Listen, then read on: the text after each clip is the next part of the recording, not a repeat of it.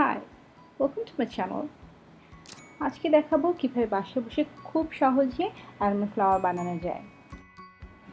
আমি এখানে 250 গ্রাম আলমন্ড নিয়েছি, আপনারা চাইলে কম বেশি নিতে পারেন। এবং আমি আলমন্ডগুলোকে 2 থেকে 3 মিনিটের জন্য গরম পানিতে ভিজিয়ে রেখেছি। 2 থেকে 3 মিনিট পর আলমন্ডগুলোকে ছেঁকে নিতে হবে এবং গরম পানিতে ভিজিয়ে রাখার পরে আলমন্ডের খোসাগুলোকে খুব সহজেই পিল করা যাবে।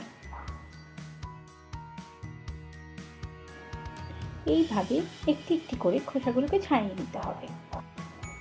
এছাড়াও অন্য আরও একটি পদ্ধতি আছে।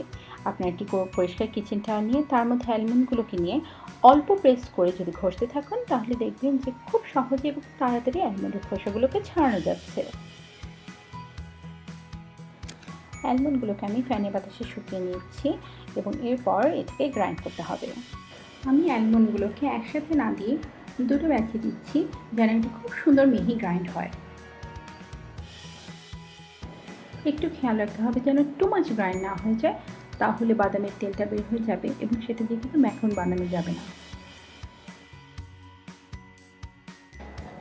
এখন একটি চালনি দিয়ে অ্যালমন্ড ফ্লাওয়ারকে চেলে নিতে হবে, আর বড় বড় দানাগুলো থেকে গেলে ওগুলোকে আবার গ্রাইন্ড করে নিতে হবে। ব্যাস হয়ে গেল খুব সহজে অ্যালমন্ড ফ্লাওয়ার। আপনারা এটাকে এয়ারটাইট কন্টেনারে করে রেফ্রিজারেট করতে পারবেন। যদি আমার ভিডিওটি ভালো লেগে থাকে তাহলে please share and subscribe my channel.